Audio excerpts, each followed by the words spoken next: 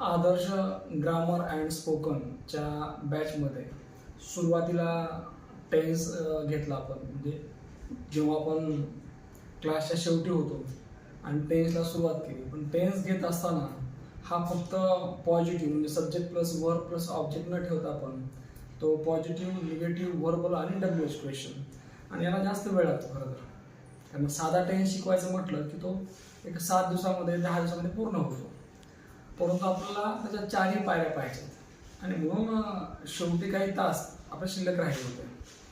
आता आपण ते पूर्ण करूया या ऑनलाईनच्या मदतीने. आज पास्ट परफेक्ट टेन्स म्हणजे आपण पास्ट परफेक्ट टेन्स घेतला, पण तो कसा घेतला? पॉझिटिव्ह. तर आज पाहूया आपण आता निगेटिव्ह. पास्ट परफेक्ट टेन्स म्हणजे पूर्ण भूतकाळ, हे सगळं माहिती आहे. या पास्ट परफेक्ट टेन्समध्ये निगेटिव्ह हा घटक पाहत असताना म्हणजे नकारार्थी वाक्य पूर्ण भूतकाळानुसार कसे बनतात, तर फक्त नॉट आपण ॲड करायचे, बाकी वाक्य ॲज इट इज.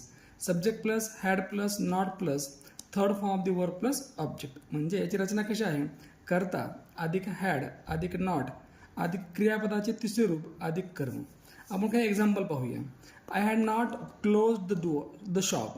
मी दुकान बंद केलेले नव्हते.